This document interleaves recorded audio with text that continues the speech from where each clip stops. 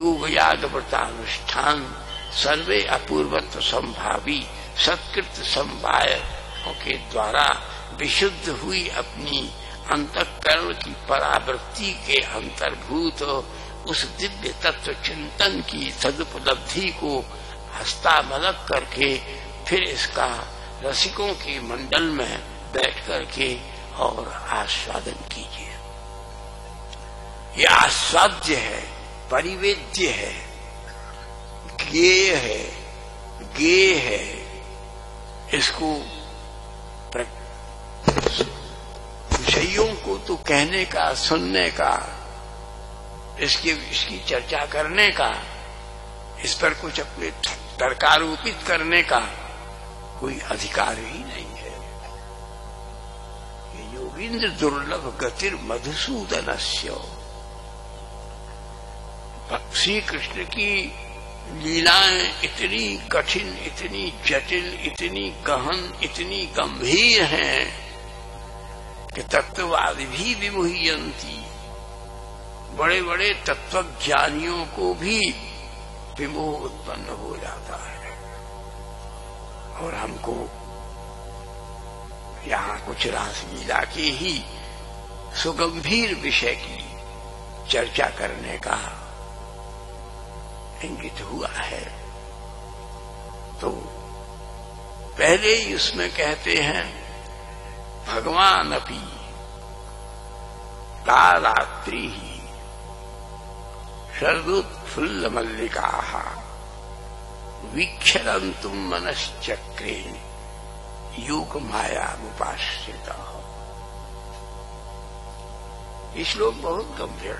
रासलीला को अब हम अवश्य व्रत हो गए हैं, रुग्ण भी हैं, दुर्बल भी हैं, तथापि जैसे सद्यो बल कर पया दूध तुरंत बल का संचार करता है। अरे बहुत परिश्रम करने के बाद एक गिलास गरम गरम मलाईदार दूध अगर पी लिया जाए तो दुर्बलता की निवृत्ति और बल का संचार करके तुम्हें फिर नवीन उद्यम करने के लिए तैयार कर देता है। उसी प्रकार से ये भगवान की कथा यही इतना बल प्रदान करती है कि महात्मा कह सकते हैं और दूसरे महात्मा विनम्र होकर के आम्र मधुर इस माधुर्य सुधा का प्रमादून माद विवाद अवसाद विषाद आदि आरोपों से निवृत्त होकर के, निमग्न होकर के आस्वादन कर सकते हैं। ये आस्वाद्य है, न तो कथ्य है। ये डिबेट का विषय नहीं है, आर्ग्यूमेंट का विषय नहीं है। ये तरह तरह का लॉजिक प्रस्तुत करके नहीं समझाया जा सकता। बंधु, इंद्रियों का विषय नहीं है, इंद्रियातीत विषय है। वे गोपियां अभी इसमें वर्णन किया जाएगा। खाली ये समझिए कि भगवान की लीला है। रासलीला के पहले इसी बात से शुरू किया, भगवान को से कहते हैं जो षडैश्वर्य संपन्न है। आप भगवान के साथ सब कुछ कर सकते हैं, लेकिन अपनी ओर से न कुछ माइनस कर सकते हैं और न कुछ प्लस कर सकते हैं। वो स्वयं अपने में संपूर्ण है। एक एक कण, एक एक क्रिया, एक एक नख से लेकर के शिख पर्यंत भगवान की एक एक जो लीला है उसे केवल उन्हीं की कृपा से मुमकिन हो सकता है कि दीर्घकालीन साधना के परिणाम से उसके किसी रसकण का आस्वादन सुयोग और सौभाग्य आपको प्राप्त हो जाए। अन्यथा अपने पुरुषार्थ से भगवान ने ये लीला क्यों की? क्योंकि और किसी दूसरे की इस लीला को करने की सामर्थ्य नहीं थी। कोई शिव सनकादिक नारद रेहु अंगिरा मेधातिथि देवल च्यवन असित पिप्पलायन भरद्वाज अरिष्ट ने भी और अन्य ब्रह्मर्षि राजर्षि देवर्षि मनीषी लोग बड़े बड़े वैदांतिक तत्वों का प्रतिपादन संपादन, बड़े बड़े न्याय तर्कों को संगत करके वर्णन करने की क्षमता से संपन्न होने पर भी इस भगवत लीला के रस महासमुद्र के एक सीकर को भी अभिव्यंजित करने में सक्षम नहीं है, समर्थ नहीं है। एक शब्द में बात कह दी तो भगवान भी, अब अंग्रेजी में तो छोटा GOD गॉड है, देवता है, बड़ा जी से केवल एक ईश्वर है। तो समस्त अधिदैवत तत्व, आध्यात्मिक तत्व और जीवन की संपूर्ण प्रज्ञा संचेतना इस लीला के द्वारा, क्योंकि श्रीमद् भागवत के विषय में एक भ्रम है, ये पुराण नहीं है। पुराण है भी, पुराण इसलिए है कि जब हम कोई लौकिक कामना करते हैं, कोई लोकैषणा हम में आती है, वित्तैषणा आती है, कलत्रैषणा आती है, यशैषणा आती है, धनैषणा आती है, अथवा अन्योपलब्धि के लिए कोई मन में भावना आती है, तब हम अगर कोई परमार्थ का आश्रय लेते हैं तो वो हमारी कामनाओं को पूर्ण भी कर देती है। लेकिन अगर उसकी आत्मा बहुत निर्मल है, उज्जवल है, सरल है, सहज है और उसकी कोई पात्रता में भगवान कोई विशेष चमत्कृति अनुभव करते हैं तो उसकी इच्छा पूरी नहीं करते, इसी लीला के माध्यम से उसके हृदय से कुछ प्राप्त करने की वासना का जड़ से निवारण कर देते हैं।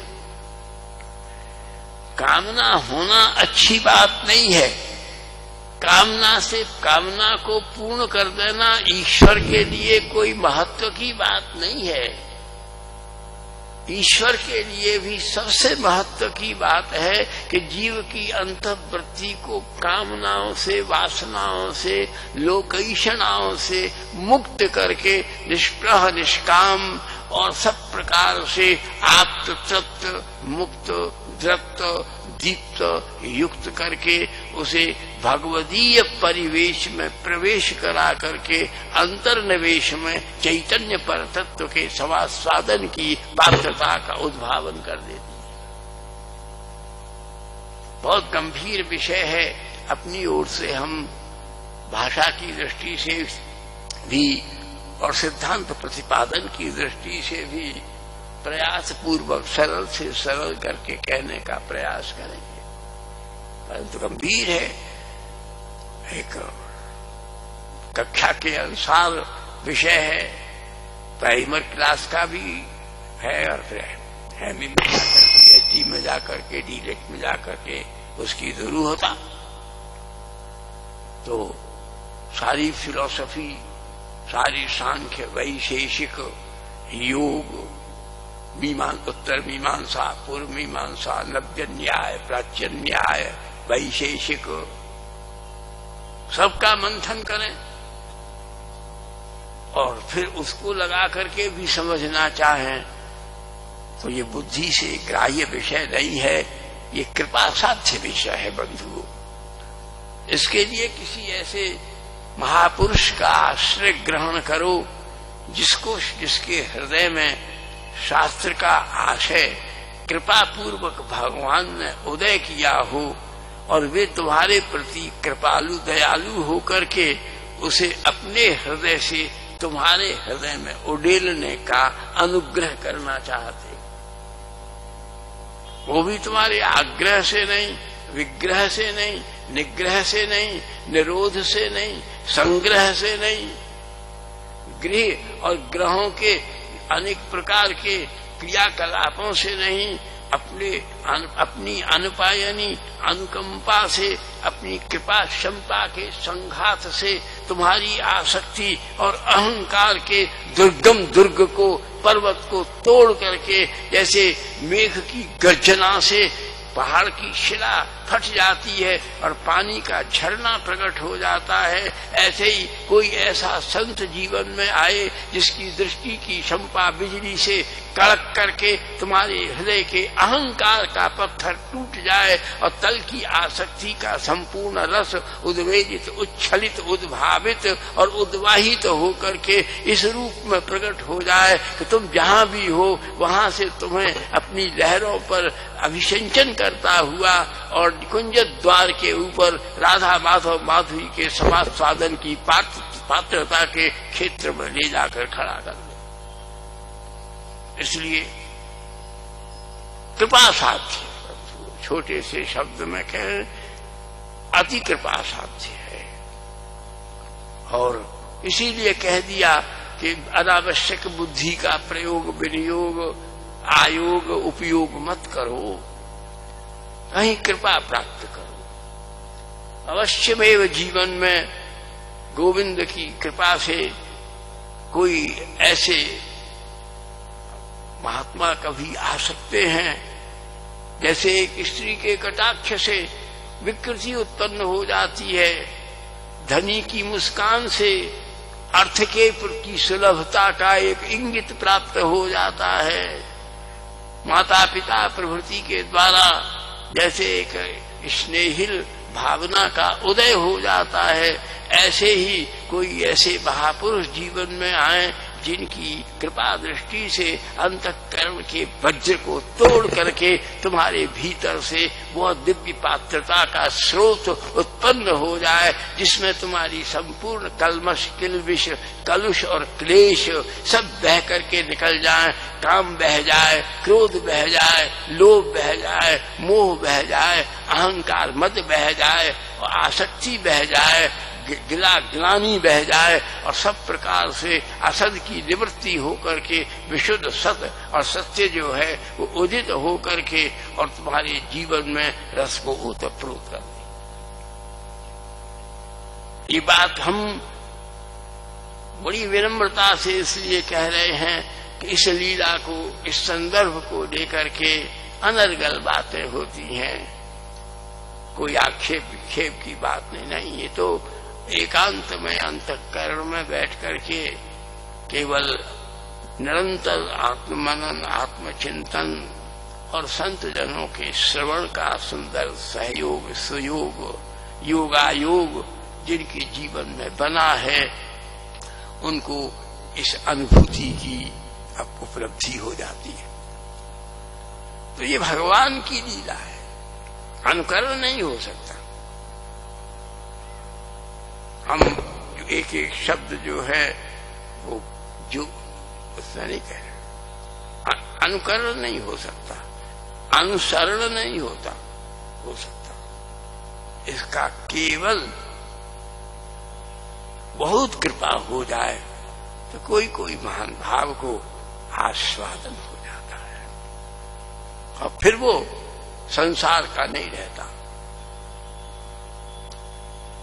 इसीलिए शास्त्र ने एक बात कहा, आपको एक अद्भुत श्लोक सुनाते हैं। आप यहाँ सब लोग पधारे हो, गिरिराज जी में आए हो, तो कोई अब गुरु बड़ी सखी है तो कोई अपना विशेष स्नेह पात्र छात्र हो, शिष्य हो, तो उससे पूछेंगे को कहाँ जा रहे हो, बोले कथा है गिरिराज जी में जा रहे हैं।